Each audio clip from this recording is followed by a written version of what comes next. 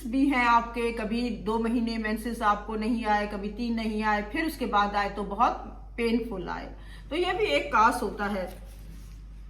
अच्छा, अब ये है कि जब मेंसेस आते हैं तो मुझे बहुत सारी गर्ल्स ने और लेडीज ने ये बताया है, जो जॉब करने वाली लेडीज हैं वो अपनी जॉब पे नहीं जा सकती हैं, वो मतलब छुट्टी ले लेती हैं, या गर्ल्स हैं स्कूल गोइंग तो वो स्कूल नहीं जाती, कॉलेज गर्ल्स हैं तो वो कॉलेज नहीं जा पाती, और उनके लोअर एब्डोमेन में क्रैम्प्स पड़ते हैं, पेन होता है, बाज दफा ये पेन लेग्स में आ जाता है, और लेग्स में आ जाता है, थाइज में आ जाता है, उनको हेडेक महसूस होता है और नाजिया भी फील करती हैं। तो अब ये है कि उनका जो डेली रूटीन की जो लाइफ है वो डिस्टर्ब हो जाती है। तो अब इसमें ये होता है कि हम देखते हैं कि उनकी लाइफ में ऐसी क्या बात है जिसकी वजह से वो इस चीज को फेस कर रही है। तो हम पहले अंडरलाइन काज देखते हैं। मोस्टली प्राइमरी डिस्मेनोरिया में कोई इतना खास अंडरलाइन काज नहीं होता है, लेकिन सेकेंडरी की बात करें, सेकेंडरी डिस्मेनोरिया में, तो वहां पे अंडरलाइन काज जरूर होता है, जैसे कि फाइब्राइड्स, पॉलीसिस्टिक सिंड्रोम, और इसके अलावा वहां पे पॉलिप्स होना, एडिनोमाइसिस होना,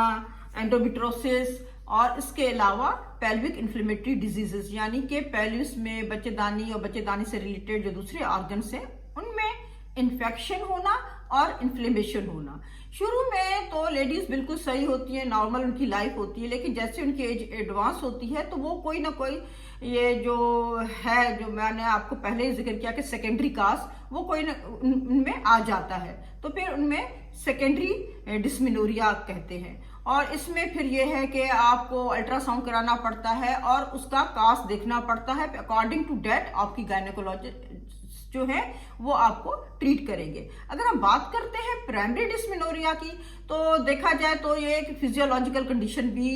है, और इसमें यह है कि अगर आप अपना लाइफ स्टाइल चेंज करते हैं और एक्सरसाइज करते हैं, कुछ ऐसे फूड्स हैं जिनको आप अवॉइड करें, और कुछ ऐसे फूड्स हैं जिनको आप लें, तो आपका ये डिस्मेनोरिया किसी हद तक कम हो सकता है। अब आपको क्या फूड्स लेने चाहिए? आपको लेने चाहिए fruits, green leafy vegetables, vitamin B1, इसके अलावा विटामिन E, विटामिन D3 लेनी चाहिए, मैग्नीशियम लेना चाहिए, और आप कैफीन इंटेक जो है वो आप कम कर दें, और उसकी जगह आप अगर नॉर्मल टी